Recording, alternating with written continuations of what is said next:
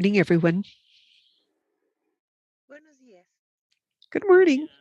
Good morning.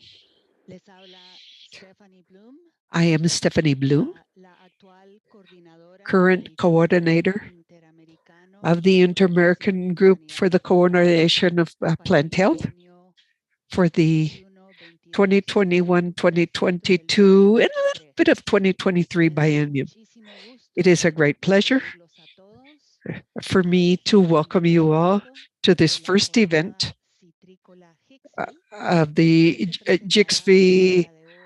Nuestro ponente es el doctor citrus Roberto Tapia.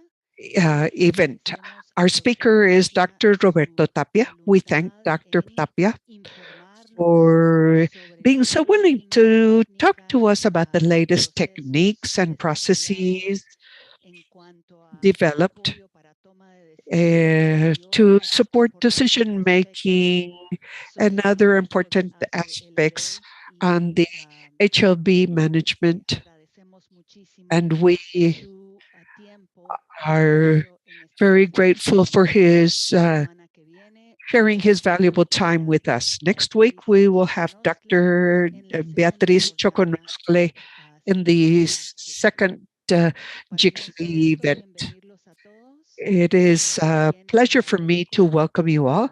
I GICA would por su also like to apoyo thank para este GICA for evento its support y for this event. agradezco también a And las I would also like to intérpretes thank our por el interpreters trabajo arduo que harán esta for the mañana. hard work they will Muchas have ahead of gracias us y today. bienvenidos a todos. Thank you all very much and welcome. Thank you, Stephanie, for the opening remarks. I would like to invite Ana Marisa Cordero from ICA, from the Animal Health and Food Safety Group. Thank you, Lourdes. Thank you. Thank you. Hello, everyone. Warm greetings to Stephanie, who is with us today, as well as greetings to Javier and Roberto. I would like to thank all the people that are with us today in this first event. First of all, I would like to greet you. This is the first time we meet in this 2023, so I wish you all the best. And jumping into our subject matter, for us at ICA and for the Animal Health and Food Safety uh, group, it has been very important to work in supporting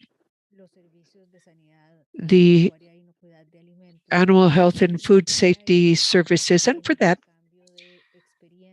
the exchange of experiences and to know what some countries are doing, what some regional organizations are doing as to the implementation of their actions has become one of our main lines of action. So we want to learn and have a dialogue on how to implement the different actions and then see how we can add new technologies in favor of not only institutional capacity building and strengthening, but also in benefit of the contribution of the addition of new technologies and new tools and how this can help us better do our job in the area of phytosanitary protection. So with this, I warmly welcome you. I would like to thank you all for being here once again, and I wish you a very successful event. Big hug to you all.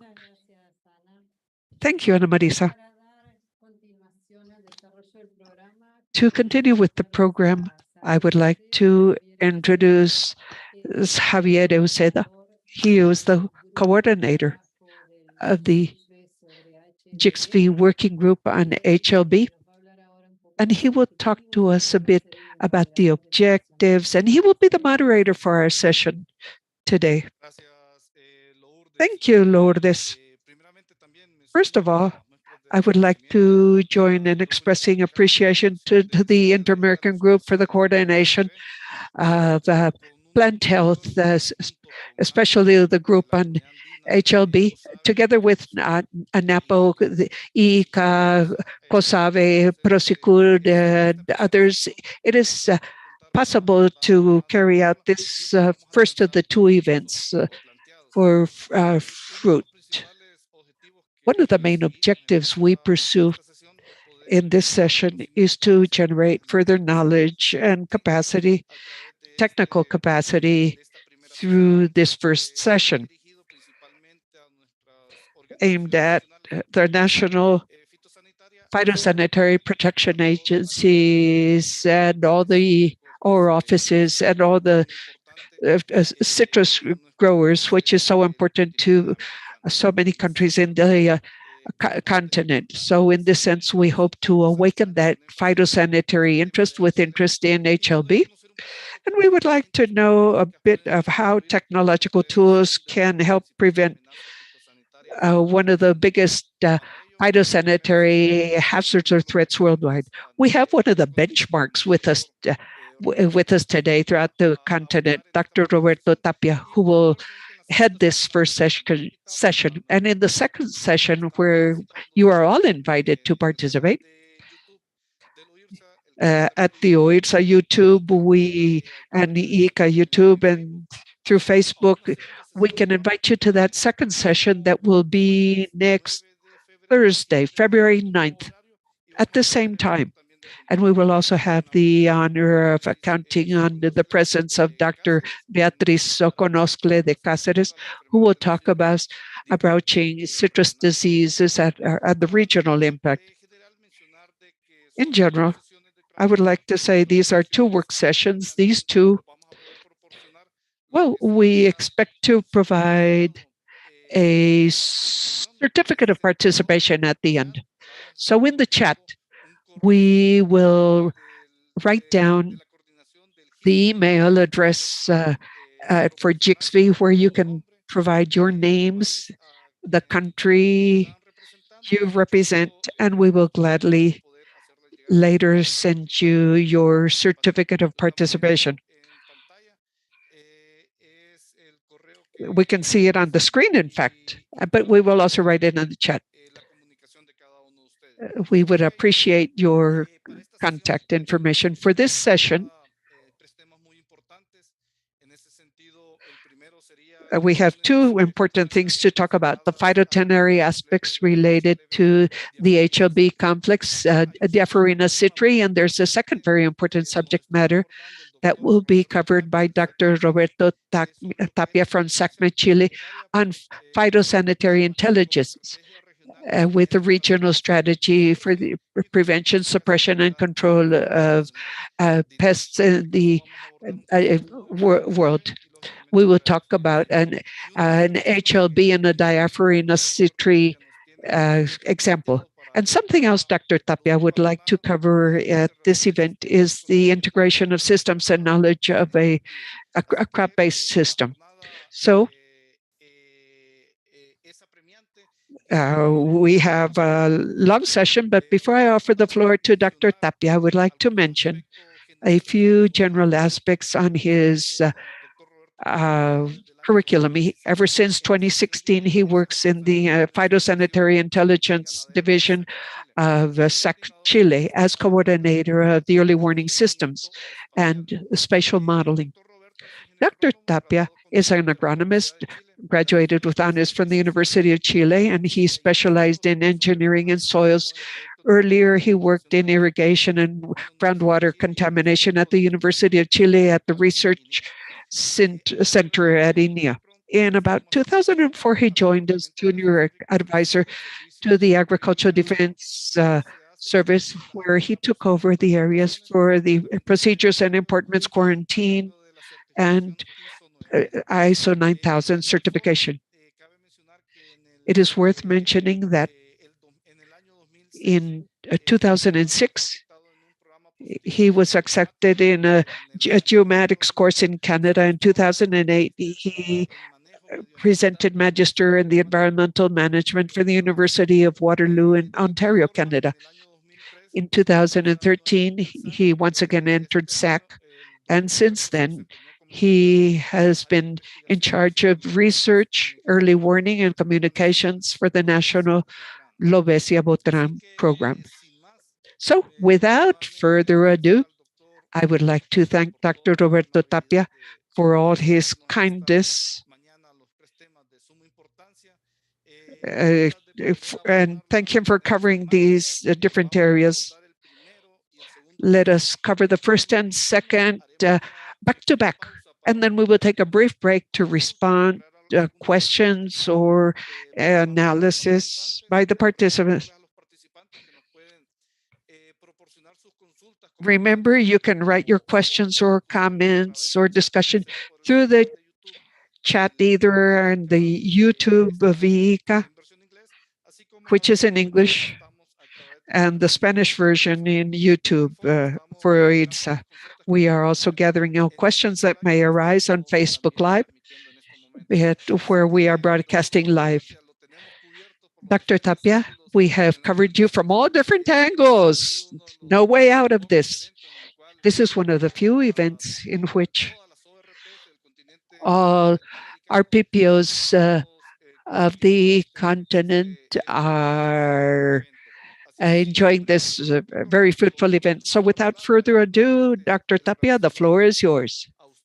Thank you very much on behalf of GICSV and the HLB group. Good morning, good afternoon, everyone. It is an honor to take part in this panel. I would also like to thank the organizers and the panelists for all their support, and Lourdes' support. We have been working together for quite a few years, seeking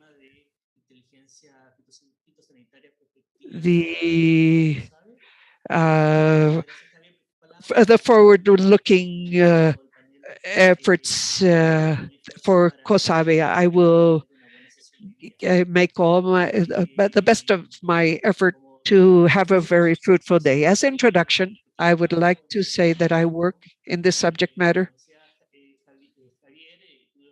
As Javier said, I worked at the Agricultural Research Institute in Chile,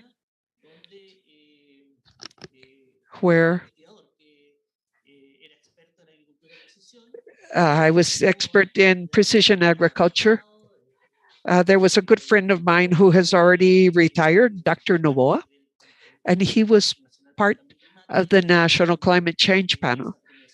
And he received a Nobel, he was a Nobel Peace laureate, but he helped a lot with spatial analysis, and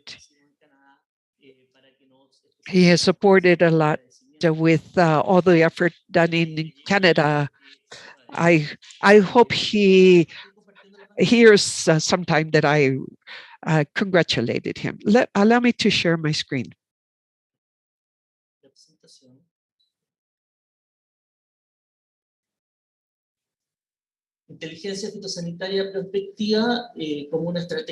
Well, this is, we see this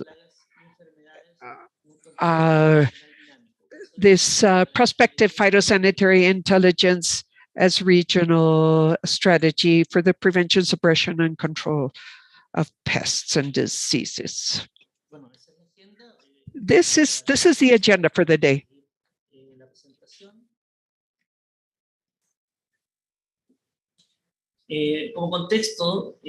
To put this in context,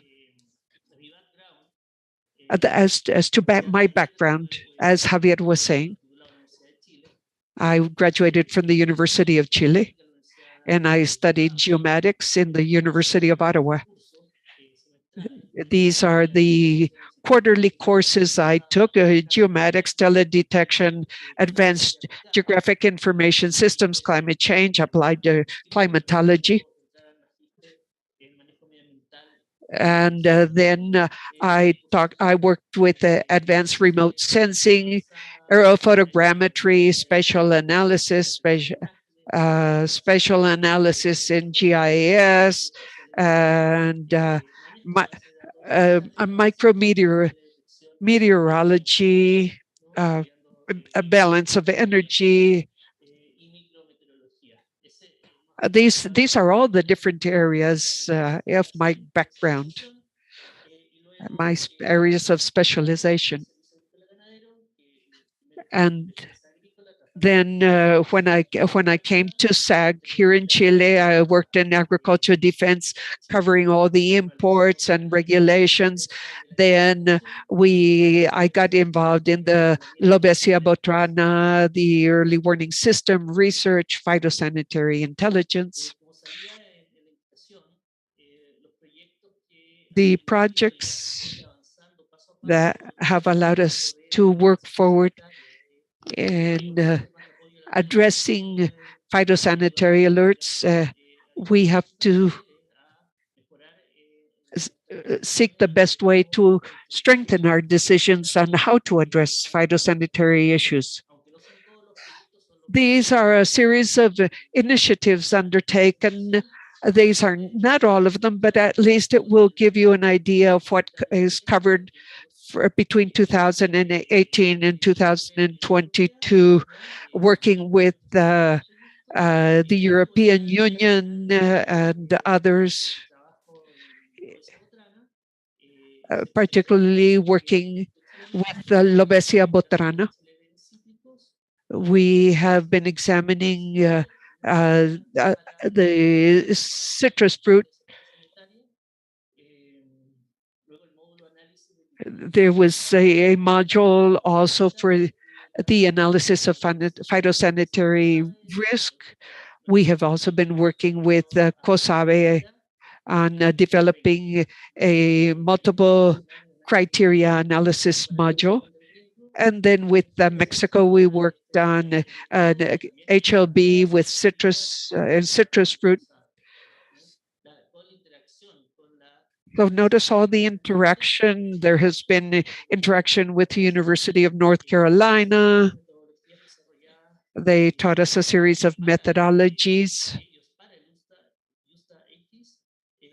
The USDA APHIS has also participated in the effort to prevent the introduction of HLB into the countries. The University of Chile, Prosisur has been very active in all of this. We see the development, introduction and development of different tools that has been very important for the prevention of HLB. We see also the uh, phytosanitary alert and monitoring system platform.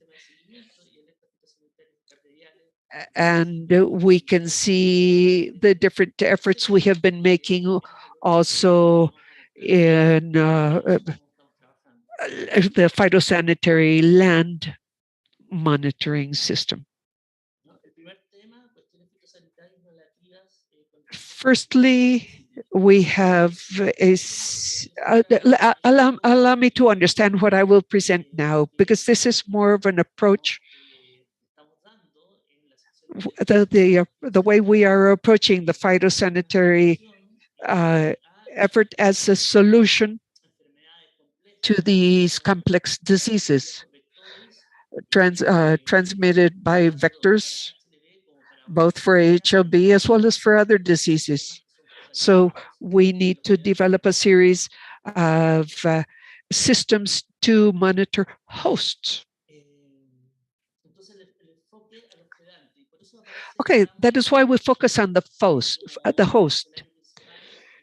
Basically, the farms or plantations are the most important here. We must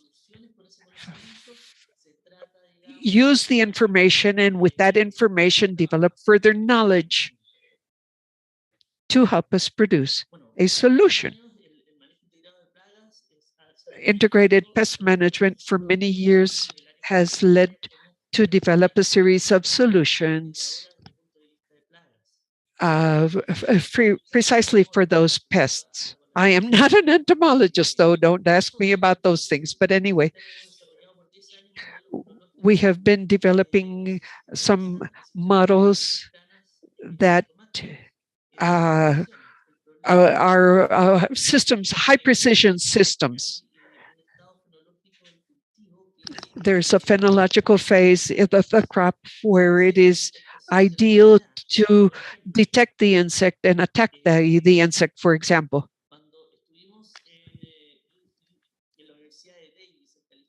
When we were at the University of Davis, California in 2006,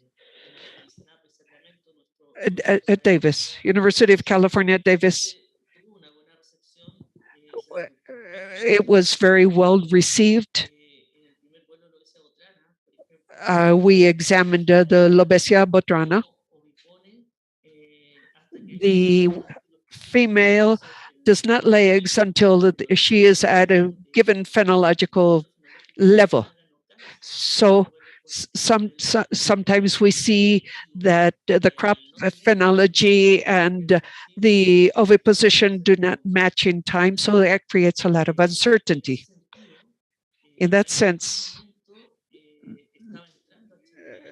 that is when HLB was arriving in California and they were unable to detect it on time.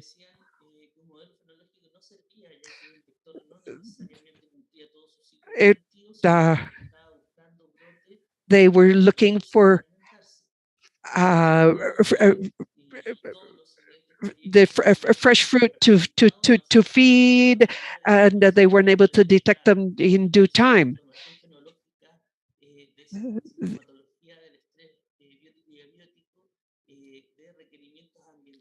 There were a series of environmental requirements, and this is important. It is important to have all the information possible to better control the new pests and diseases that approach us continuously. As to information, we see the different components, the host, the environment, the complex, the disease, the vector in this case, and in each one of them, this is a multifactorial component. So that is why I did not draw it as a triangle, but instead as a hexagon, because there are different angles at the time of analyzing and at the time of seeking a solution. Now, looking at the host, I'm not going to bore you with all the details, but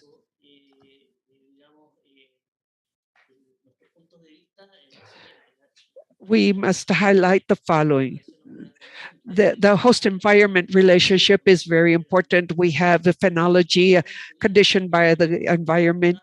We must see all this, that issue, and we try to seek the best model. It is very complex. There are many varieties. Some are earlier, some are later.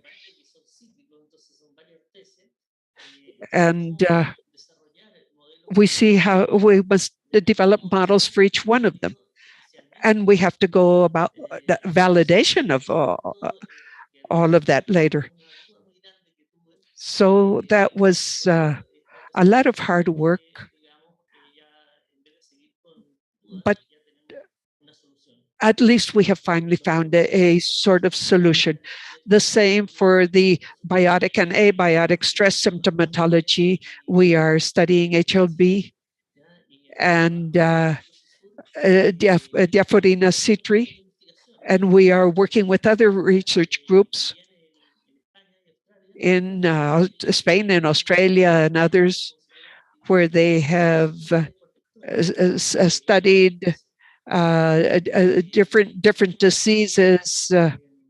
So the thing is that we are examining them one by one, the symptomatology of X disease in X citrus. Uh, and if we do not understand the symptomatology, it must be prospective. So it is like looking at a patient. The patient must tell us in advance the symptoms, and we have to have the adequate instruments to work on this. These are some of the ideas then that we cover in this first relationship. Then we have the host vector relationship, the life cycle, the epidemiology, how the vector and the host react and relate to each other, and how the host and the crop and the hosts, I guess, that are urban or ornamental, how they relate in in an area of influence,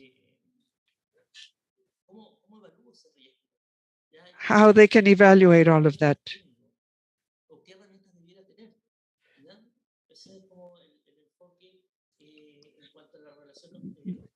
That has to then that is the important part of the host vector part, examining the life cycle. Uh, are basically we have to find the best point in which to stop the life cycle to prevent spreading, the spreading mechanisms and behavior. We want to prevent them from spreading here and there and everywhere. And for that, we have technology and other methods that can help us. And that was work we had done with the University of California, Davis. They were trying to relate everything with many other factors. We will see that working to see the different elements. And we want to examine all the different factors. And lastly, we have the host disease relationship. We have the on-site determination methods and how this is related all to the symptomatology. How can we go about this on-site determination? And in the project we are working in currently,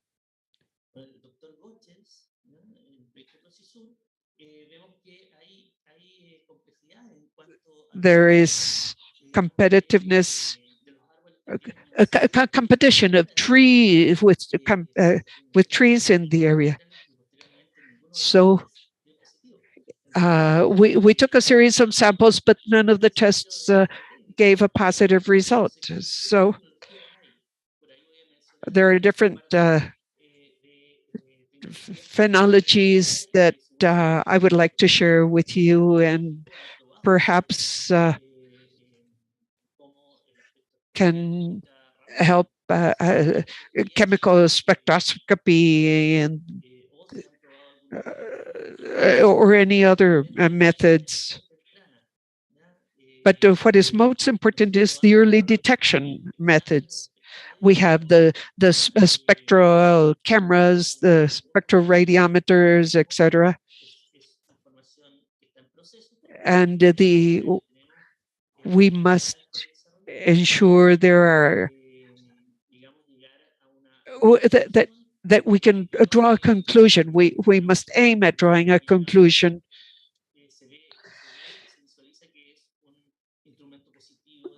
to determine whether this is a positive instrument to help us find differences. Ambiente, las condiciones bioclimáticas, la probabilidad de establecimiento, las proyecciones de cambio climático, cómo se analizan, ¿ya? Cómo esos resultados los puedo utilizar de manera práctica, ¿ya? Si ven ahí ese mapa, digamos, de estudio de la probabilidad de establecimiento de HLB que hemos desarrollado en el proyecto, muchos colegas me dicen, bueno, y tengo el mapa y después cómo lo uso en la parte práctica, ¿ya? Y vamos a ver que la condición bioclimática es uno de los factores relevantes de la fórmula de riesgo espacial, ¿ya? Y la metodología enseñada por la Universidad de Carolina del Norte nos permite utilizar de manera práctica esa información y la transformamos en conocimiento para la toma de decisiones, ¿ya? Disculpa, Roberto, que te interrumpa. Vamos a parar un segundo. Hay un problema con los canales. En el canal de español se escucha en inglés y en el canal de inglés se escucha en español.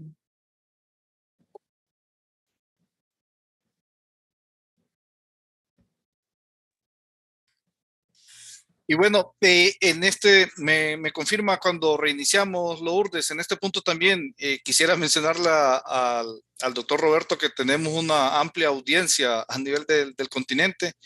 Están participando alrededor de 300 personas en el canal de YouTube de diferentes nacionalidades. Están participando compañeros de México, de Panamá, de Ecuador, de Argentina, de Paraguay, de Chile. Así que hemos tenido una muy buena aceptación o audiencia en esta primera sesión. Así que vuelvo y repito y reitero el posicionamiento que tiene el doctor Roberto como un referente en este tema de inteligencia fitosanitaria, en el tema del sistema de alerta temprana, y esperamos también que en el futuro cercano, por medio de las diferentes ORPF, podamos desarrollar algunos de los trabajos, poder intercambiar la experiencia también que tenemos en este conjunto de sistemas, no solamente para HLV, sino que para otras patologías también ya se están desarrollando. Hay, por así decirlo, un nuevo boom para bien de las ORPF y de las ONPF con este tema innovadores. Así que esperamos, doctor Roberto, al menos Well, Dr. Roberto, on We behalf hope of to have OIRSA, we would like to have greater support, more support, and we are totally and with the request from the RPPOs and MPPOs to strengthen this topic of early alert systems.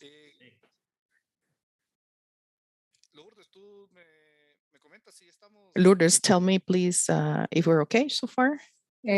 Sí, creo que ya estamos. I think we're okay now. My apologies, Roberto. We're starting again.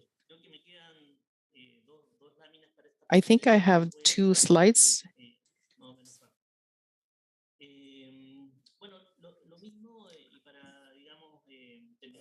In order to finish with climatic section, in the studies we use bioclimatic capes, layers, and they are available in the portals. We can see those layers,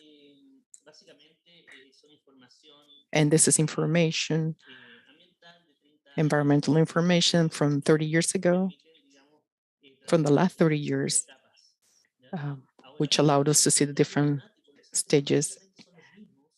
The systems are the same, just the layers are used in terms of future years. The tools, modeling tools and analysis tools are very similar. So for those fans of the climate change, they can find it very useful. Now we move to the conditions on the plots. The relevance of the permanent monitoring within the lots is very fundamental. In terms of the alerts, we work with the polygons within a lot, which is the basic unit. They have the same way to be managed. And we have a specific code to manage the polygon. Within the polygons, if you can see it here, we have been doing calculations right in the center in terms of temperature and degree days. And we can see we need further details. And these diseases and vectors are moving in a very particular way. And we need the data from different parts. One way, we need a permanent monitoring in the lot, a very fine resolution, and the knowledge of the environmental conditions, of the vector, diseases, pests, which allow us to have the basic information in order to follow up, to be able to have basic alerts, not technological, but according to the parameters. And micrometeorological condition. We have worked in the meteorological models. We see the behavior and relative humidity. As you can see here in the images, we see the behavior. It is related to the pests and the disease. First in the surrounding areas, and then in the meteorological areas. And if we can see the images at the background, we can see the studies that had been done for Hilala fastidiosa, bacteria which is transmitted by a vector. It is a very complete study.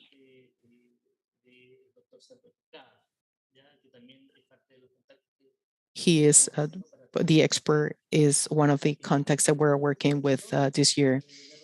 A multi-sensor study in micrometeorology relationships. We can use the information that we see in the background and within the plots in order to have the parameters to correct the technical models we're using. We have a characterization of the different crops, which allow us to run any technological model and see and know how to work on the specific characteristics.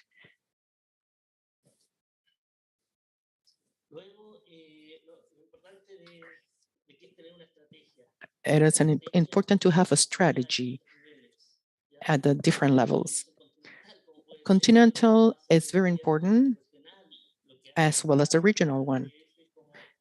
The RPPO, such as COSABE, what are they doing? And CAN, in the southern corn, the strategy is very essential, and see how we're working, as well as the scientific development. And we have to agree in case we lack information to prioritize it. So we need to have our requirements and can be used by the ministry in order to have a scientific, in order to develop technology. The strategy as well is essential we're talking about technology. We need to train the experts, the researchers, the different professional group with the idea so that growers feel that the country is working to help them. Where are we going to in 5 years? Are we going to be able to know other technologies to support us to have that initiative from the phytosanitary point of view? We also need to be clear in terms of the national strategy and the short term. We also talk about to have an idea, to have new technologies. If we don't have the digitalization, remote sensing, remote aerial observations. And we can use that with our experts in order to develop those strategies. And finally, in the plots levels, the growers need to know that their lot together, they should have how to evaluate the tools. We have developed tools that can perform calculations or the technical data so that select different systems so that those risk areas generate information. In Chile, for instance, we have hills in the north and with higher or lower temperatures in different areas. And in some of the areas we have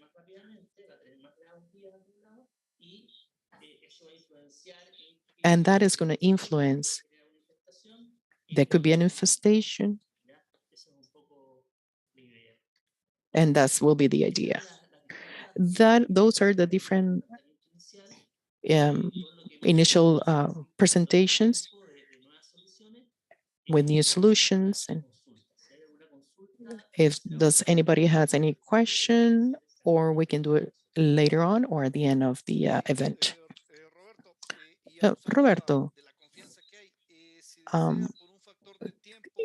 considering the time frame, maybe we should move to the next topic. And we are gathering all the questions. And we're just concerned about the time factor. So please go ahead. The second topic is phytosanitary intelligence as a strategy to prevent, suppress, and control pests and diseases in a dynamic international context. It's case study of HLB and Diaphorina C3.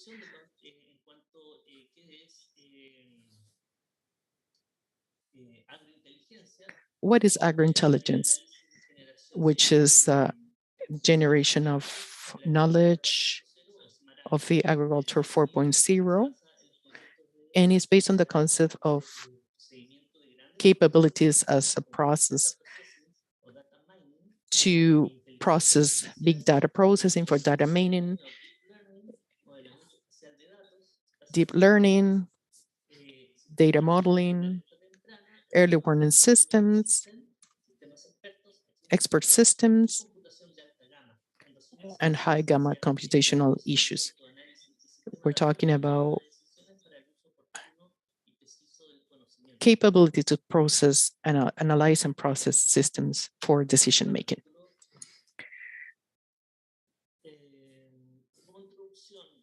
As an introduction for phytosanitary intelligence, just to give you a context about the working group, We have been working with linkage from the very beginning at the international and regional level with ICA, COSABE, CAN, Procesur, NC State, Senacica in Mexico, New Zealand, and CIRAD in France.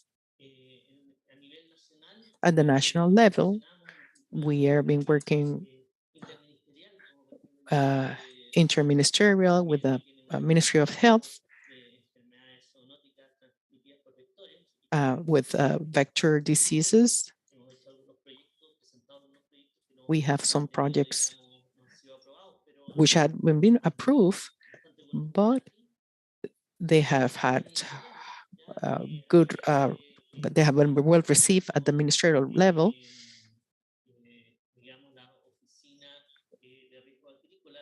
The Agricultural Risk Office and the Meteorological Office, we have a relationship with them, and our system are gathering information and the data at the university. We have the Ministry of Agriculture, the different university, Pontifical Catholic University of Chile, the one from Santiago, Valparaiso, the Calte, several universities, and the social media. We're working together with professional trade organizations.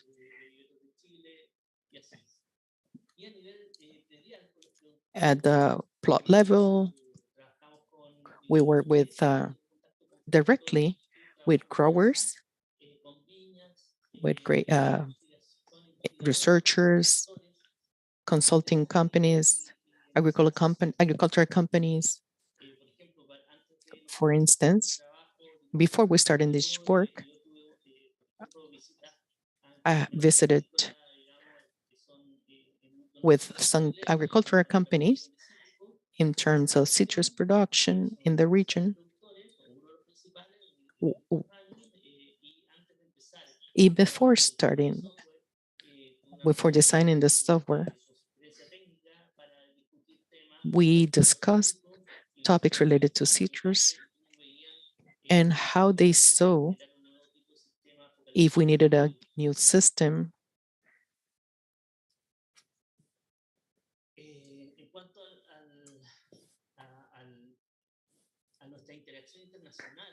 In terms of international relationships, you can see that we have moved forward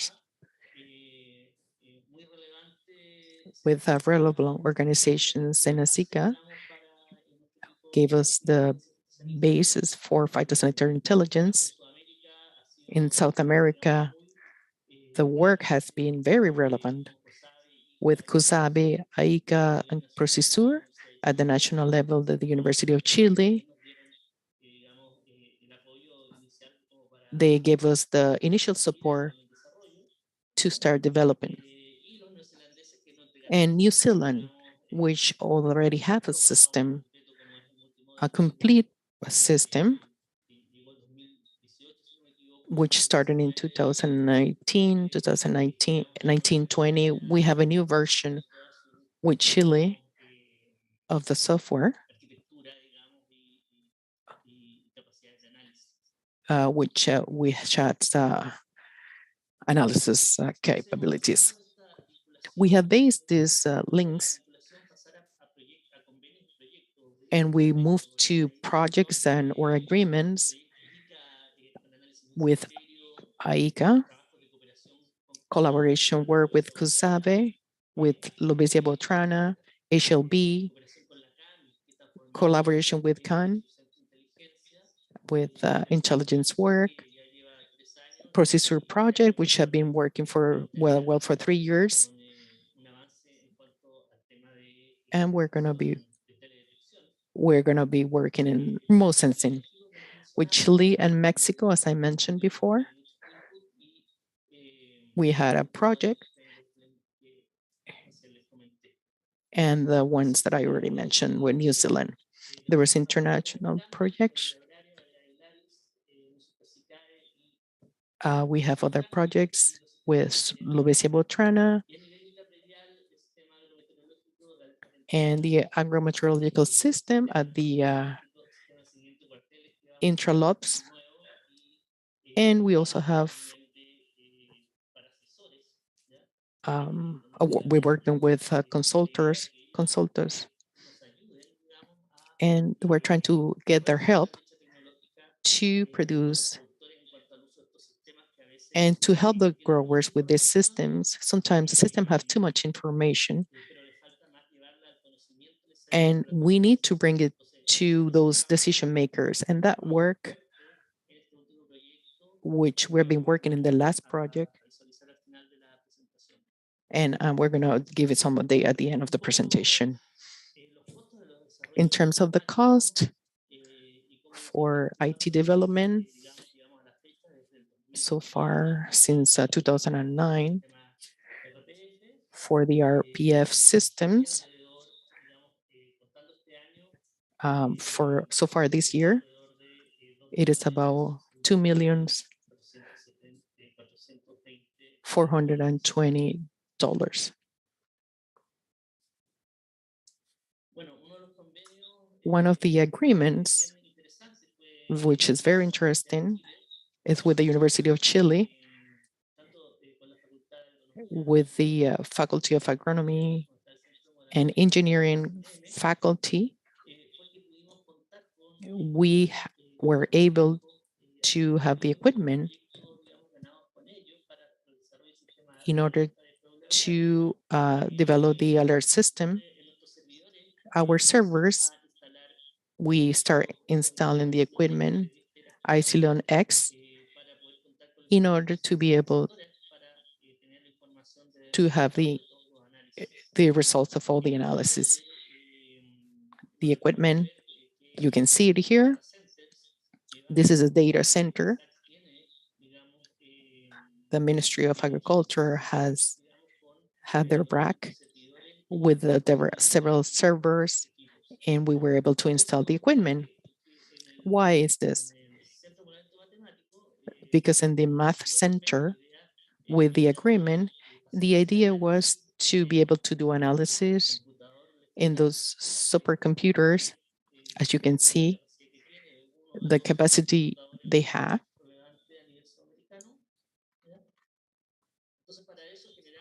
We generated a virtual machine to analyze, which under Fedora Linux, and we created a database to activate the different type of analysis. As you can see, the RStudio server, we were able to run the multimodal framework.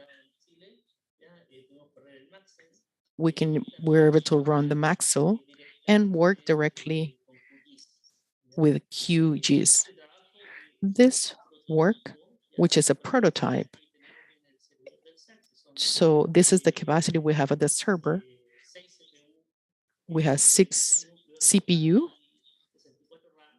64 RAMs of capacity. And what I mentioned, the idea is to generate a prototype to be able to duplicate in the supercomputer. Then we have the tools proposed for phytosanitary intelligence. The proposal included 6 areas for spatial modeling of risk, for integrated pest management and diseases, introduction of risks at the systems at the different airports, and for emerging pests and diseases. We have a work line with the border controls in order to have an internal support and they have the resources, so we can have their support. As a second component for decision making, for pests and disease that are present, we have an early alert system, diagnostics expert, remote sensing. We have early detection for biotic and abiotic stress, and knowledge system based on artificial intelligence.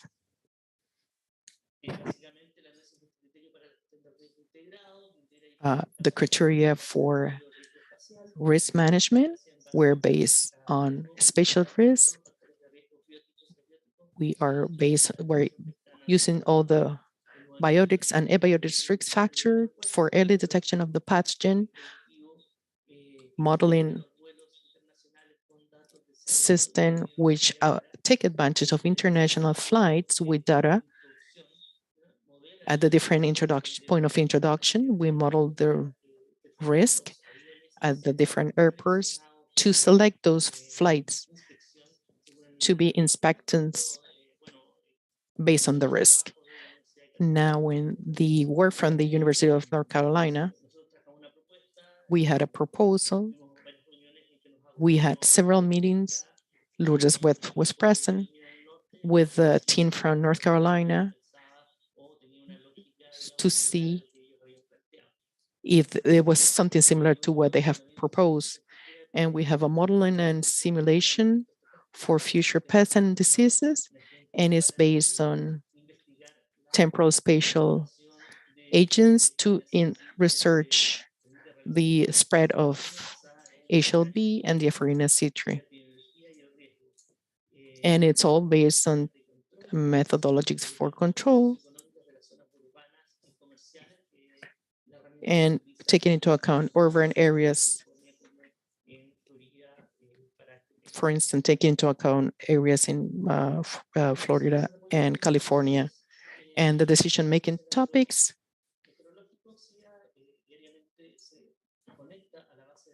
it is connected to the database, a centralized database, a meteorological database. And this database is validated to evaluate and taking into account the temperature, the coverage area, 90 by 90 meters, and the early alert system is it provides alert 8 days ahead of time for chemical controls, and as well as send the applications. And the objective to provide alert, provide control, phytosanitary control.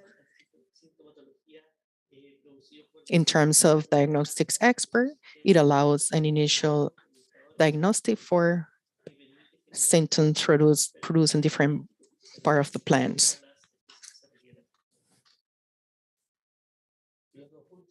De seguimiento y detección temprana de sintomatología del estrés biótico y abiótico en base a bases de datos espectrales de sintomatología del estrés biótico y abiótico, se desarrolla un modelo de monitoreo y seguimiento remoto. We see the remote monitoring system here, and the idea is to timely gather the information, and this is linked to what we have been talking about of spectral cameras and based on artificial intelligence for the on-site diagnosis to help develop an image database and an algorithm of recognition to deliver possible results on a mobile app. There are 1,000 images per symptom. These are the ones that can be taken on ground through a cell phone, SB or IP, and forwarded to the database for reconnaissance purposes. The portals currently operating are all these listed here. We have all the different levels: biosafety, lobesia, and so on and so forth. Now let us examine the special risk. We did some search and examined the different concepts, to see the type of analysis we needed to determine risks, and the type of data or information that are in many cases spatial data banks, as we can see here with the historical database and the climate change, the pest and disease knowledge, and the spatial database. We see the different climate conditions, the risk model, phenology, and GDA, the dispersion model, the population dynamics, economic analyses, and all of these are for an analysis of uncertainty. And all of this is on a primary database, climate, hosts, and entry points. For the second category of analysis, we have multi-criteria analysis, likelihood of establishment, climate change projection, entry route, population dynamics, and economic impact surveys, studies, and that will give us a compound analysis. And this is put in an intermediate data database where we see the different levels of integration. And as to results or for decision-making panels, we see the different stakeholders here.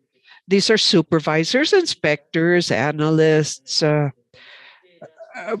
border control analysts, import inspectors and supervisors, planification and budget analysts, control offices, border control offices, and the national and international offices. And all of this is put in to the final product.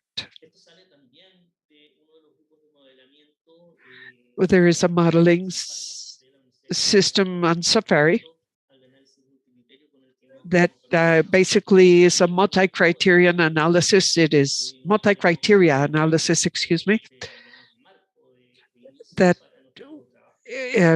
gives us a starting point for our program that is very important. As I was mentioning, we received the multi-model framework. It was developed by the Ecological Informatics Group at the Bioprotection Research Center at the University of Lincoln. When we started working to develop the MMF32 developed in Chile with the support of NPI New Zealand and Prosisud and SAG University of Chile. The results we have received have been very positive. And this is helping us with our phytosanitary intelligence. So we started to work with the University of Chile with through a contract, as well as with Prosisud, to develop a new version.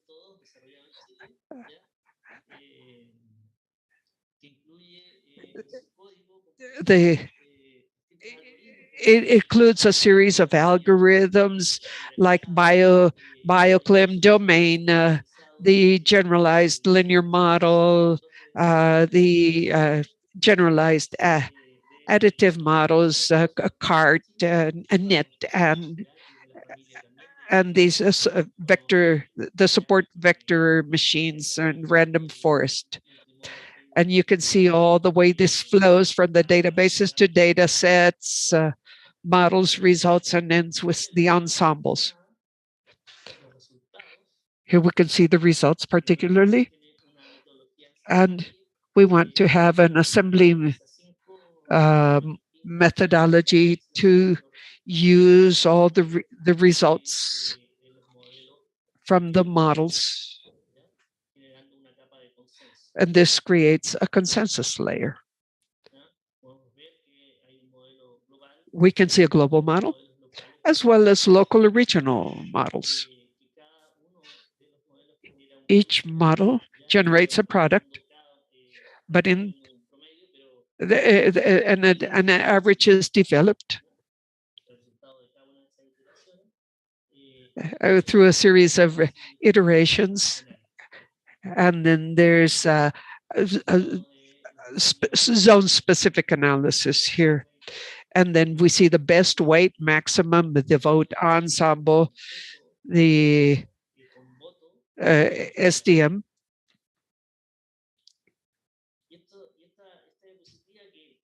This slide shows how we started to work with the HLB working group to examine these maps. There was a very interesting presentation with comparing Maxent. This software, the multimodal framework was the other one compared. Maxent with the multimodal framework 3.2. We are working on Chile to produce a tool at that same level to obtain further data so that we can use this in our work with COSAVI, Prosisud, and with other partners at an international level to continue working on this. Then we come to the multi-criteria analysis for risk management. This was an effort by ICA, Prosisud, and COSAVI. Basically, this is the HLB Prosisud project. Basically, this is to examine the risks of HLB attacking citrus.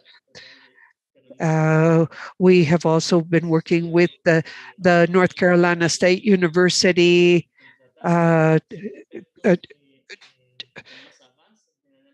for an international advisory services, and there will be a series of workshops working together with the Lares University at the University of Chile and a subgroup which are developers. In the seminar, Luo Weki and Drew Posney presented the results with the data collected in Chile. Continuity of this initiative will occur through the Prosisur COSAVI project. We selected the main risk factors. We developed basically a list of urban citrus plantations, the transportation routes, the nursery register, packing station register, market, agricultural markets, border statistics. And in some of these analyses, we will obviously need to interact with the growers and officers to know the work that has been done and what is expected as an outcome. We have been working very hard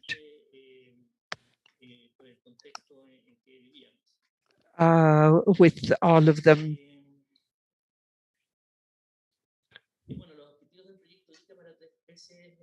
Well, the objectives of AMC3PSP basically is to train the participants in the risk mapping and methodology, the multi-criterion, using data generated in Chile on PACHLB. There were three different workshops, one for host mapping data collection and management, risk factor layers, integrated risk mapping, and GISR and Sydney tutorials. Now, what is the structure of this risk model? Well, here we can see the function of the maps here. To the left, we see the host population maps, and in the middle, we see a sum of risk weighted, obviously, with the dynamic risk factors, such as could be the D-citric and the citrus routes and their interaction, and the probability of establishment. The University of North Carolina State University helped us, and they found that this information was sufficient to include it into the system directly. Risk factor modeling, we have the database with all the information on with the grid model. We saw the introduction risk, the positive points. This is just an example of California, though. But anyway, we see the potential ACP source, the citrus road, the packing house maps, the market, the farm markets, the military and indigenous reserves, and organic citrus. As Welke and Grew were mentioning, this was the first year of the analysis. There were several years of analysis in California, and the factors changed and were used differently in the next analysis, and so on and so forth, giving us this integrated risk model.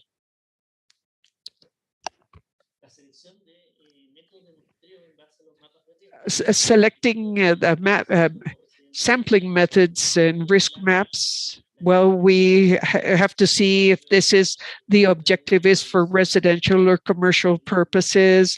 So we monitor pests through population dynamics and distribution paths. Then for commercial plantation protection, well, we have pest control, and for the introduction of pests, we have disease alerts.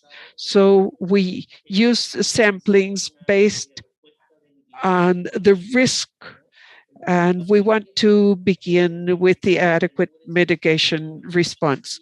So we see, for example, the number of surveyors, this sampling density range of selected parcels. This is just, this was run on R.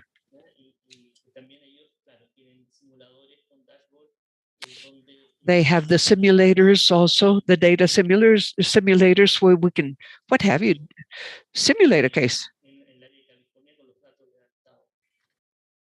with the data available. So we were working on databases We saw the conventional citrus growing areas, different another database here. This is more for the distribution of agro industries and greenhouses or nurseries, and then to the right we can see the list of the citrus grown in the different areas. And this has given us very valuable information. We continue to work with them, hopefully to have a much better database. We ran the different multi-criteria analyses in each of these factors. We did visual inspection of each map of risk factors. And in the case of, for example, the citrus nurseries, here to the left, we see the level of risk with all the different color codes. And if there's any doubt of the parameters in the database, well, it is easier to detect that way. We can see the integrated risk management map here. We see the different areas and what risk looks like in those areas. So with that risk, we reach each of the plots or parcels in the database, and the decision maker and study coordinator have the flexibility to add or eliminate grids here of interest to complete this selection for analysis. And once the decision maker and the coordinator reach an agreement on the design, then they begin to assign the resources to continue forward. The risk for each of these plots or parcels is put in the database, and then that helps select which plots could be examined first, for example, to cover that 70% we had mentioned before. This is one of the cells selected with the different polygons. And here we can see the database with the different plots. We can see there is a total of 24 hectares, and they are divided by color codes according to what is planted. Their sampling frequency was 15%, covering 3.6 hectares, and the block selected was 3.85 hectares. Basically, we want to document this blocks selected for the study, and then select areas for future studies in the same grid. We have the biosecurity intelligence platform here. The platform is still work in progress, but at least it helps us make use of all the information available. We can see the different risk factors and how those factors and how we can this shows how what they look like on the portal. We can see here a valley with a lot of citrus plantations. This is very, very interesting.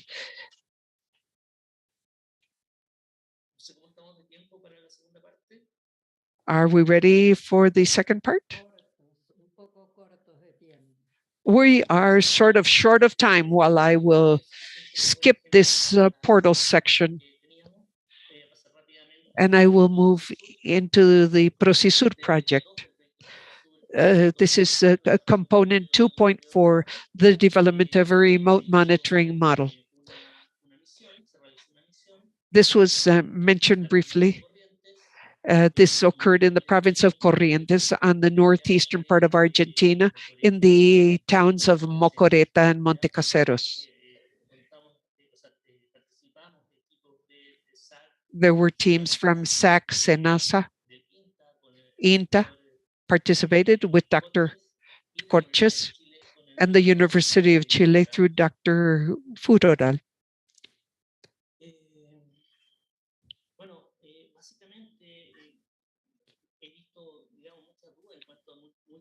Uh, through the multispectral system, we were able to see the stress syndrome or symptomatology through 6 or 7 different sensors. The multispectral covered about 250, if I am not mistaken. And in fact, there was one that had more than 500 bands. Those bands are all in a given angle. There's a specific order for them. So in each pixel in your area, you can have 5 angles on the spectral and 150 to 200 in the near spectral. So you can take all those wavelength ranges and see visible light and infrared, both the near and medium distance. So this is much more information to develop remote sensing. There's no point of comparison. When they come and offer aerial views, multispectral, what have you, with all of that, it is impossible at this stage, because it would be very difficult, because we need to see the different bands for the different sector, and then with further monitoring, then we can proceed to a broader system. I believe that these bands are determined by the spectral system, but the idea then is to generate a spectral band of the stress symptomatology and citrus in positive, in areas that have been positive of HLB in Argentina and Brazil. Develop a raster database through satellite platforms with these sites and times of these spectral signatures, and then with that we want to evaluate the different calibration and database filtering methodologies to express the different types of stress. We need to provide different classification algorithms for the stress symptomatology to examine the different objects present in the area of interest and develop the expert systems and different alternatives for the different methodologies and algorithms tested, and test the precision of the analyses carried out. So we had three types of plots under certain conditions. And those plots, you can see these curves here for the plots. These are the averages of all the trees evaluated, A, B, C, D. But we found that when we got the PCR results, the trees, regardless of the plot, those trees that had symptoms,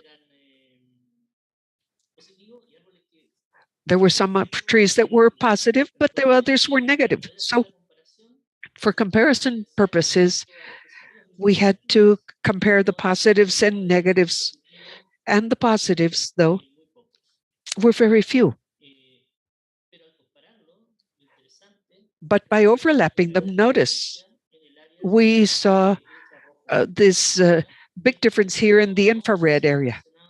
This had not been mentioned before in preliminary studies.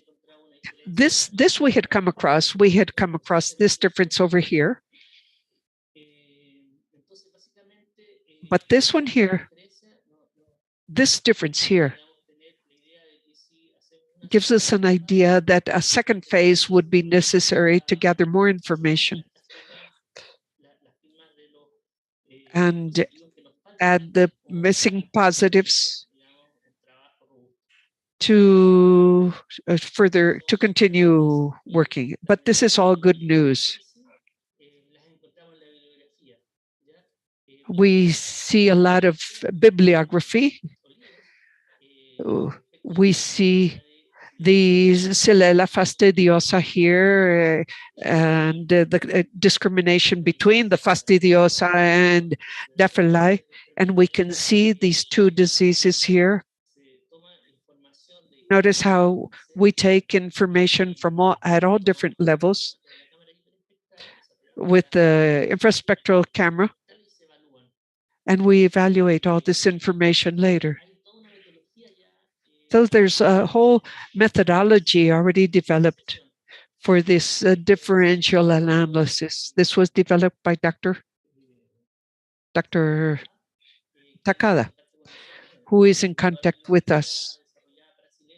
And he has developed a very interesting methodology. The objective is to do something this year to move forward on this. Now, activities for 2023. A second mission in Argentina.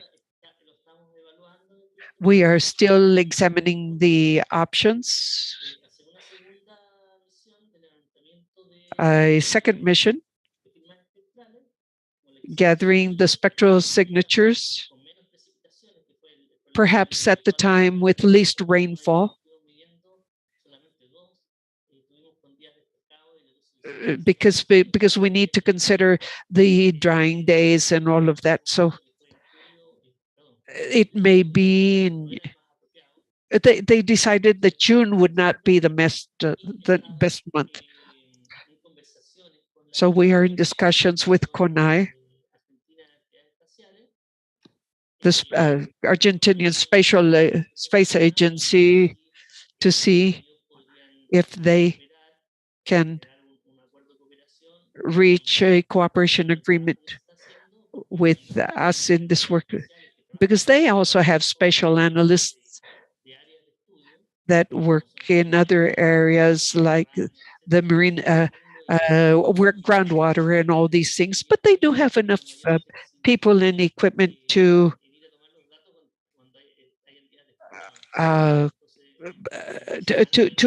cover both the efforts. We will be meeting with them next week, and there is the director of the CONAVE of the scientific division in CONAVE will be providing us support.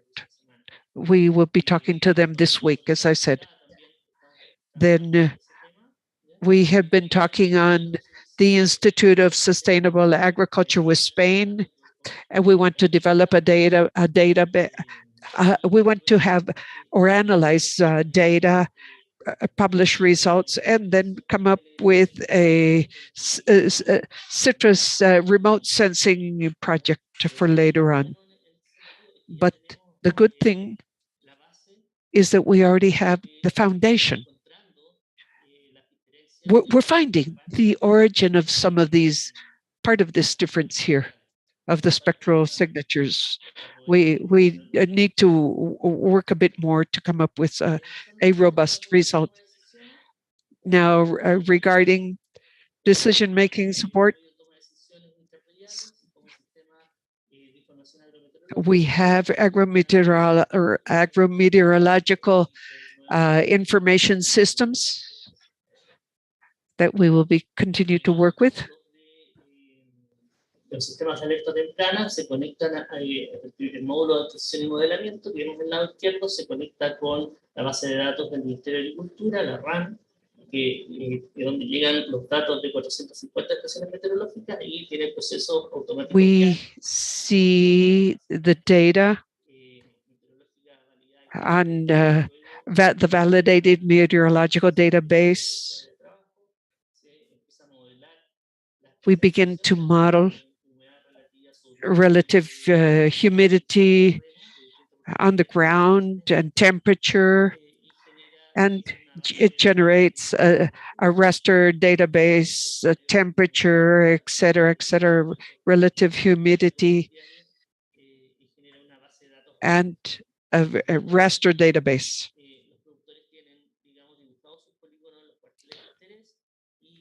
Módulo de atención de consulta tiene rutinas automáticas que actualizan los portales, digamos, de alerta.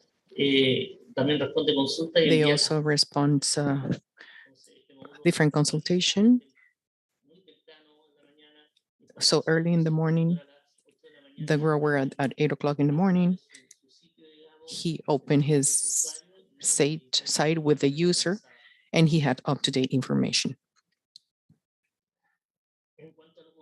In terms of phenological models, with the early alert system, we have a multidisciplinary equipment or team.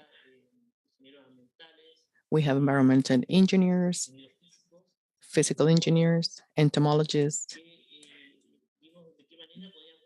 and we see how we can cover the phenological models working with climatic chambers in a lab.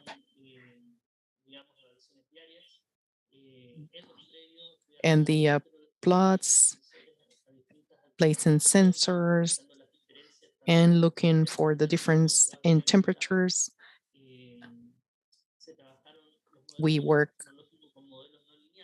non-linear models with the phenological ones. Beforehand, it was the linear models, and now it allows us to work in a better way. And we can do the monitoring for the pests as well as the environment, with the idea to bring this information in a working model. In terms of the parameters by generation and the technical requirements by generation for each of the past stage of development. And so we can have a new model by generation.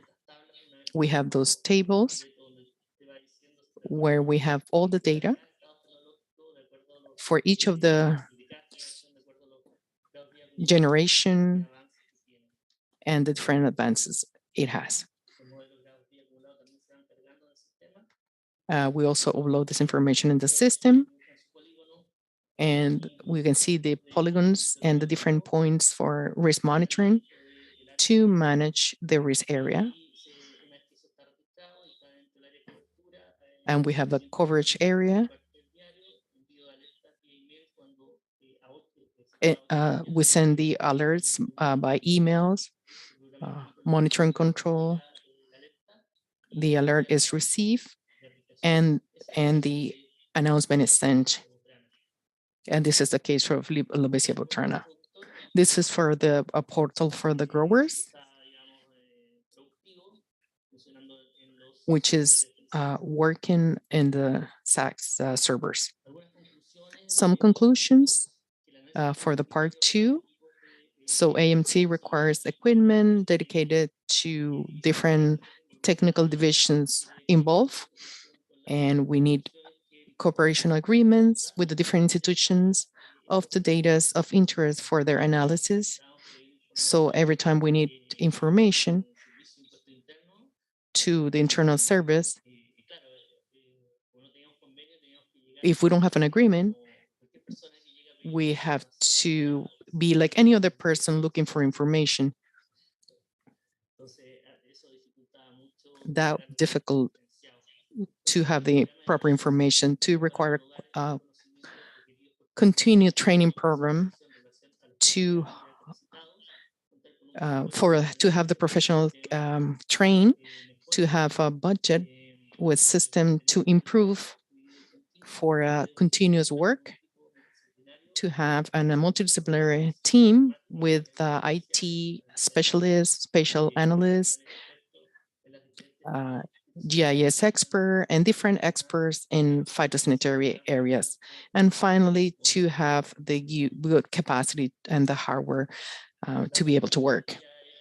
Section 3 is the integration of the system and the knowledge into an crop-based strategies. How much more time do we have about?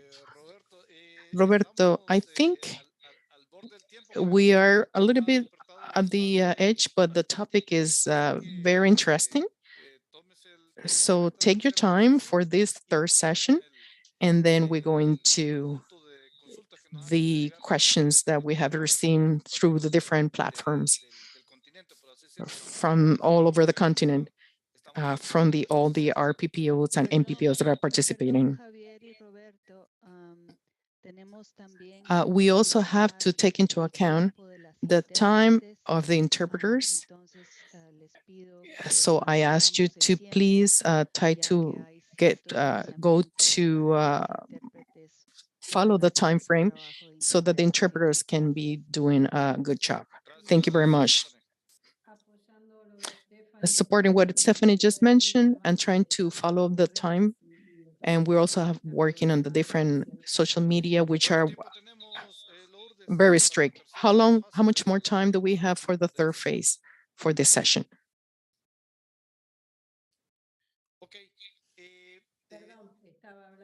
Oh, sorry, I was muted. In fact, we are only 20 minutes to finish. So I think we're going to be able to manage. Go ahead, Roberto. In 10 minutes, let's work on to show you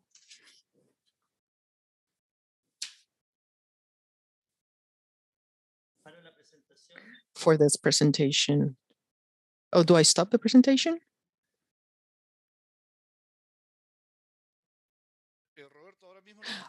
No, where we're looking is the web page. This is what we're seeing right now, the web page. Okay, so this is my presentation. Now we're looking at a page that says registration. Now you move to the next slide. Here is the platform. This is what we're working on, which is the traceback system and phytosanitary system. This is under development, and we're under the quality control stage. And the objective is to be able to support growers in the country in terms of a smart agro and the phytosanitary system. We have been working different systems, and we have to related to the previous portal. Let me close this. And the systems available in the portal are traceback system, information, agrometeorology information, early alert systems, and expert diagnostic expert, and those two are under construction. Once we got into the plots, we select a specific plot, and then we move to the next tool where we can see the information on monitoring, the phenology graphic, the pest graphic, diseases, and beneficial organisms. In the map distribution, you can see the lots that have been selected. You can see the polygon, the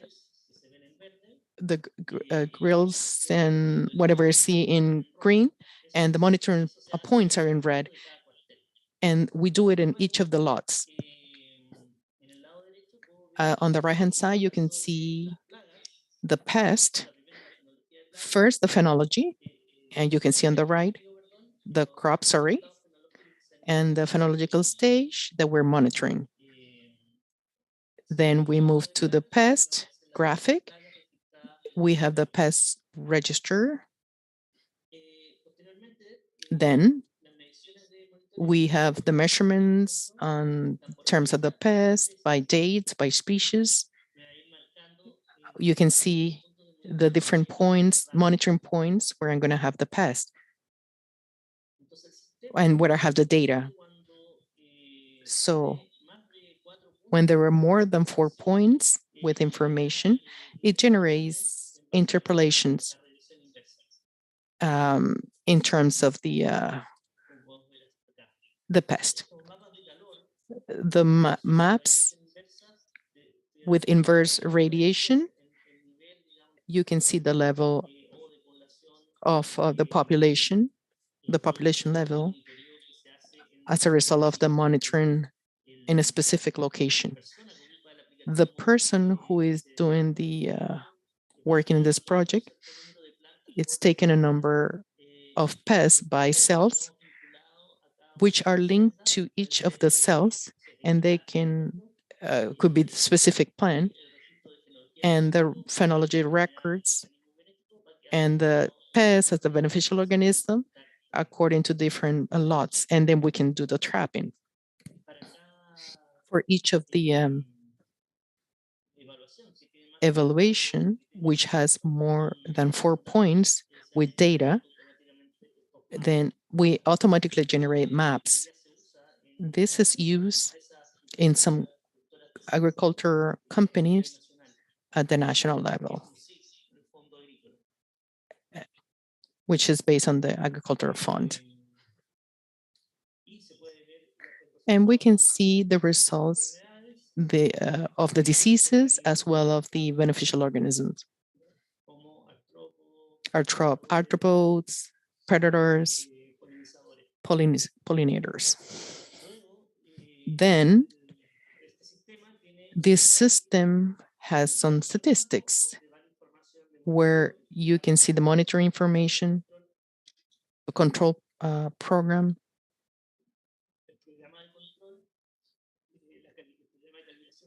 calibration of the equipment,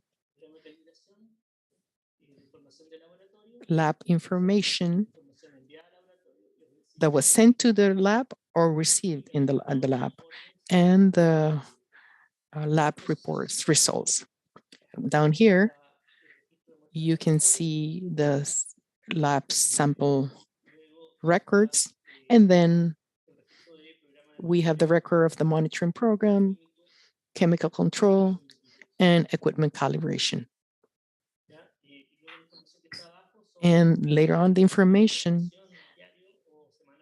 is to provide weekly information to the mobile. And this is for in order to take some decisions. And this is the model for a control panel for phytosanitary plots. You can see under systems the meteorological information in order to be able to select the plots.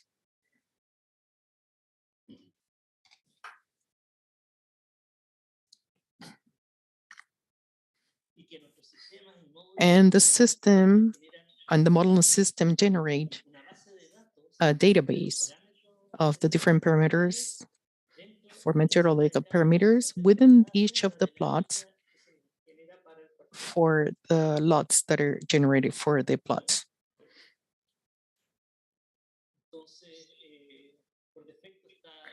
We have the graphic on the right-hand side of the temperature for that plot. And if we go, we select the maximum temperature for a specific day.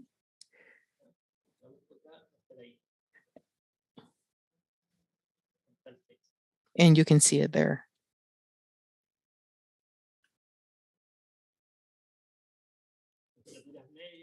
media temperature, minimum temperature in each of the cells within the plot. We have the relative humidity.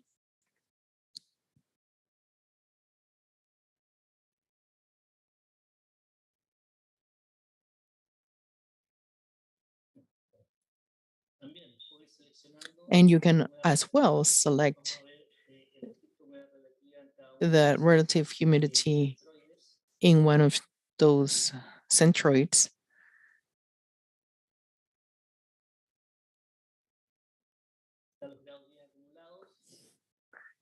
We have the accumulated degree day.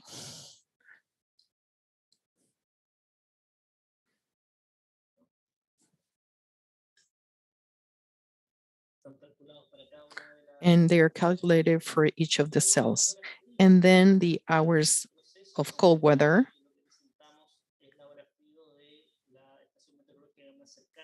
And this is from the closest meteorological station.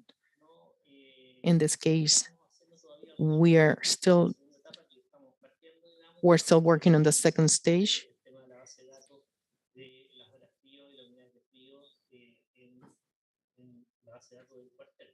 And we're still working on them. But we have information and the evaporation. Sorry, transpiration. Why do we do that? As I mentioned at the beginning, when we work in the phenological model, there was a lot of work, and we found out that we needed to validate the information. There was no way to do it. To do it spatially, then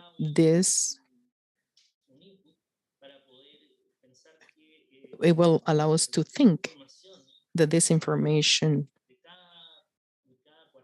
from each of the plots in different locations would allow us to have a record, to cross information with a different monitoring station and generate information that will allow us to see what we're monitoring the crop's phenological stage, and we can have an alert depending on the outbreak. And when accumulate information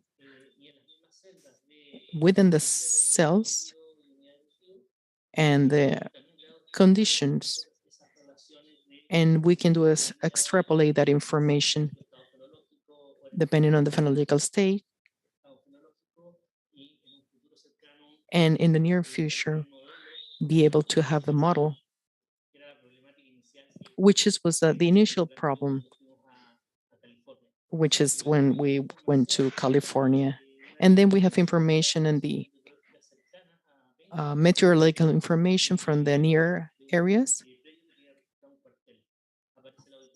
We have the location of each of the plots, and we select temperature information, relative humidity, the wind,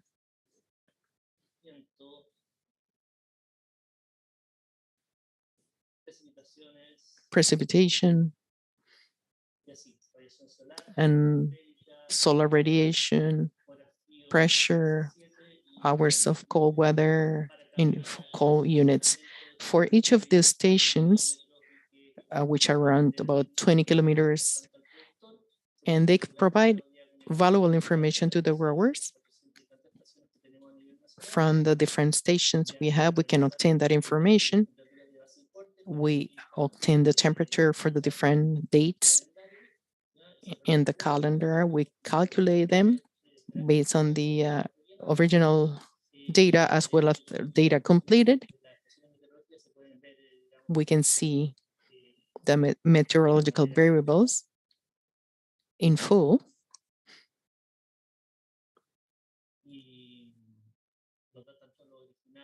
Original data as well as the completed information. We can see the temperature.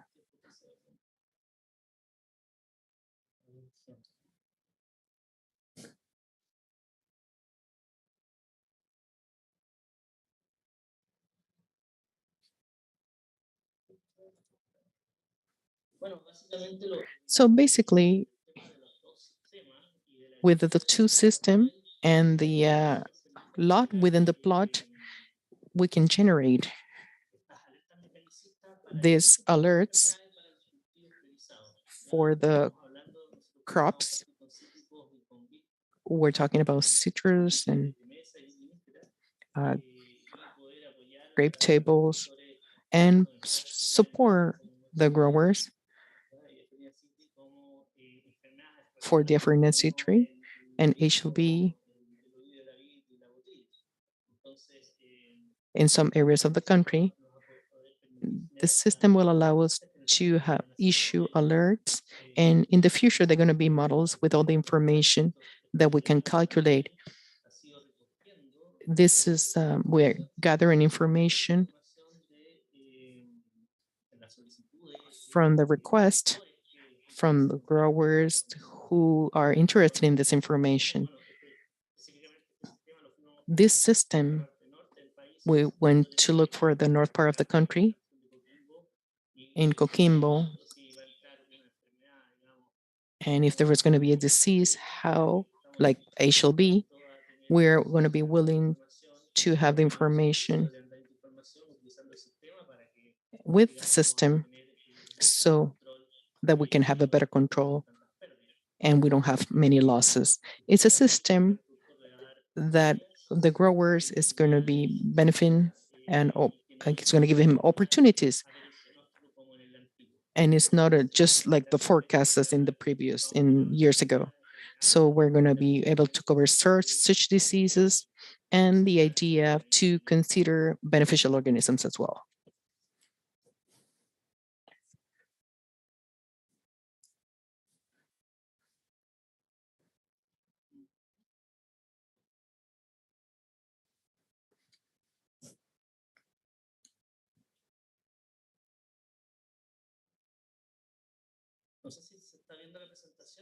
Are we seeing the presentation so far? Yes, we are there with the blue background.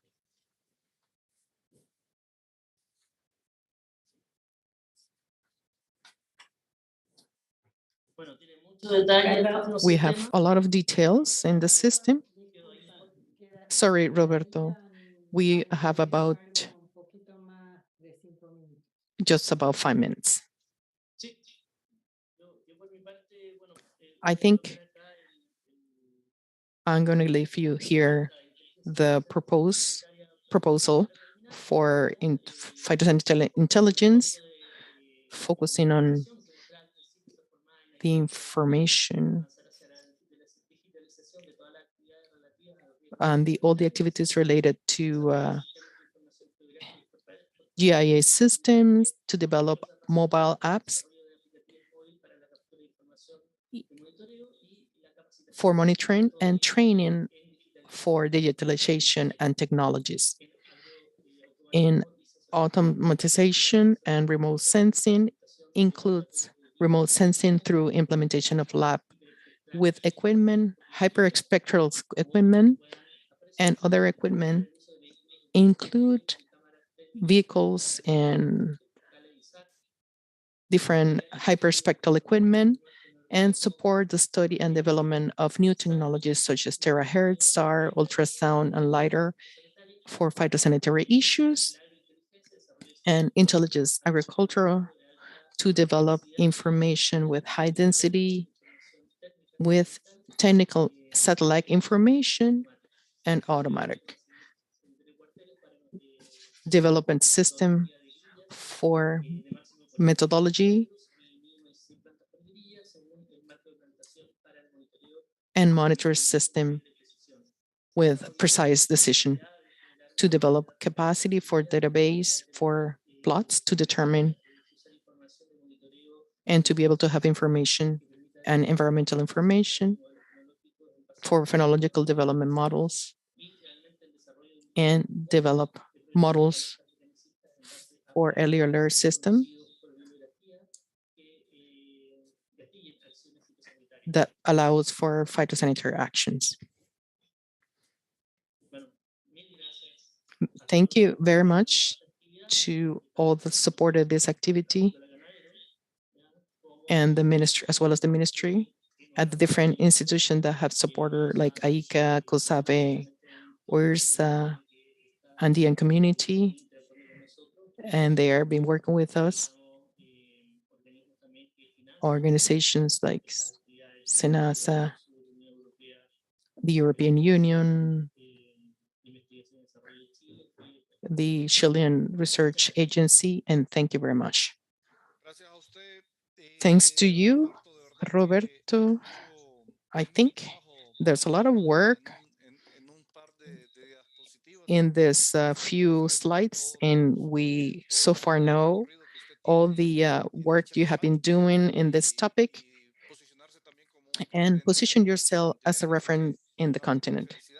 Congratulations again, and thank you very much for your participation in this first citrus sessions under the GICSV group. Roberto, we have several questions. Lourdes mentioned the time is our worst enemy. 2 hours flew, and the topic was very interesting. We're gonna try to see if we have some other questions from the different RPPOs. Quickly, I'd like to mention we have around 400 people from 22 people from the continent. We have a good participation, and we'd like to invite you to everybody to participate in next Thursday session on February 9th, the 9th. One of the questions from Benis Naranjo is that we have training plans for remote sensing and Agro 4.0. 2 questions, I'm going to read them because of the time. Eduardo mentioned that how do you face the spatial scale for decision making? And in addition to monitoring data, how do you manage decision making? And his question is not focused to technological, but the integration of multi-scale methods. Very good question. First, training is something that which we started in 2020. I think we should have training every year. Last year, I know it was difficult because my colleague and myself, we have a lot of health issues, and that make difficult the regular development what we were working during the year. It's very important, the training. We train the agricultural expert to provide information, and for them, they have to transfer that information. So we need permanent training, and we have several activities internally and externally. And then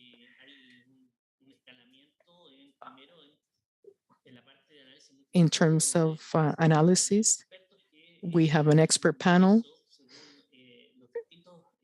and it depending on the different participant and try to cover different factors.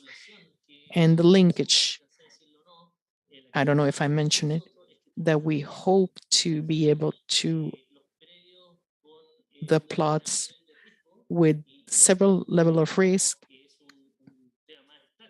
that is more permanent topic when we do the analysis with the alert information monitoring from each of the plots, and which should be up to date.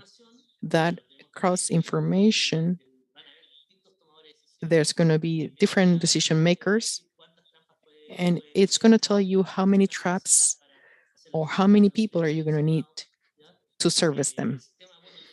The system helps you. The NC State information help us to be able to have a broader work table. And then that information should go to the decision makers and as well as those who do the monitoring. También por medio de WhatsApp nos Thank you, Roberto. Through WhatsApp, we have received some of the questions. Miguel Sarmiento from Smida, Panama is asking if all this platform you have in your intelligence system, is that considered a regional public asset, if we can call it that way? Be it an RPPO or an NPPO would like to use that. Since you mentioned some of the projects that were funded, could they extrapolate that to their own countries or to their RPPOs, or do they need any type of copyright for the system? No. I had a meeting not long ago with the SENASA team. They would like to have the early warning system available. And then we talked with Lourdes about this to see what would be best. Our source systems are already 10 years old.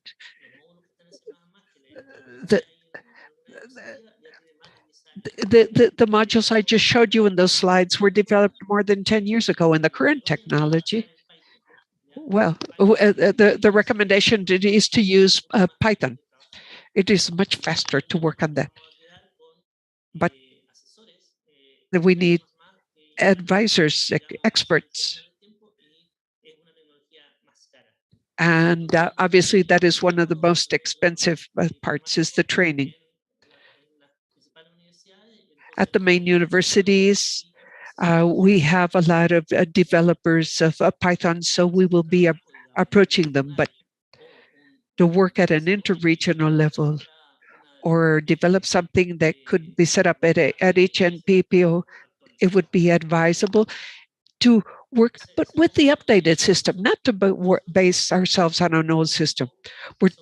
We are trying to develop a prototype, mixing the old as well as the new technologies. And so I am in this process working with the IT experts. At the same time, I come across people that are working with the new technology, but then others that are working with the old technology. So we're looking for a middle point. The lead researcher himself needs a bit of updating in technology, so it would be useless to work with an obsolete system. So that is what we are working on right now. We would like to prioritize the development of these systems, but using state-of-the-art technology, starting right from the foundation, which is the agrometeorological and plot identification system. So with that, we can come up with the phenological models later, but having the basic information very well digitalized and taken, and the ability to interact and monitor the plots will be much easier that way. Thank you.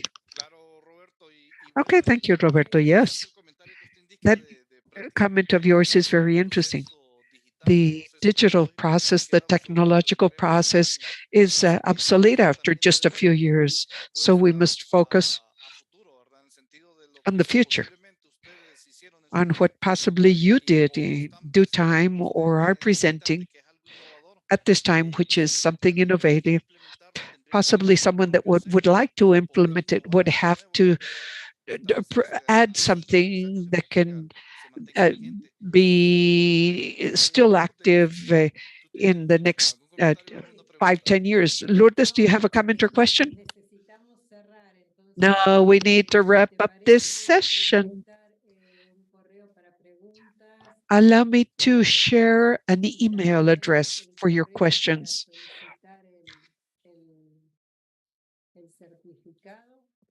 And this is the other email at the top to apply for your certificate of participation today.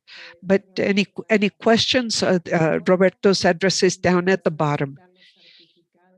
And the one at the top is to get your request your certificates of participation. So if you want to, Javier, we can start wrapping this up. Okay, Lourdes, fine. All I would like to do is thank Roberto for being always willing, and GICSV also, and NAPO, the Andean community, COSAVE, ICA, and all those that have provided their support. Gerardo, for next Thursday, February the 9th. Keep an eye on ICA's and OITSA's websites and those of the our PPOs where we will be sharing information. Remember to request your certificate on this email. And thank you very much again, Roberto, for your very kind contribution. And oh Lord, this will make the closing remarks. Thank you. Thank you, Javier.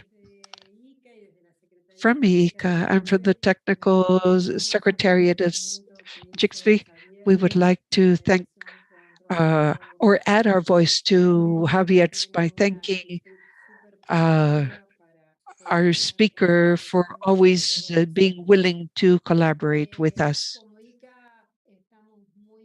As ICA, we are very happy to collaborate in matters that will help us advance in the phytosanitary alert and prevention system. Roberto has certainly helped us work forward in such a complex effort. This is not an easy subject matter, but with these tools in the future, we will be in a much better situation. Aside, thank you all. I would like to especially thank our two interpreters, Cynthia and Nedelka, for their kindness, and the people that are behind the scenes that we never see them, the people from ICA, Adriana Pisa, Ricardo, Lidiana Monica. Thank you all very much for your support. And we will see you Thursday, February the 9th. And we wish you a wonderful rest of the week. And with this, we end our session. Thank you. Thank you. Goodbye. Thank you. Greetings, everyone. Greetings. Recording stopped.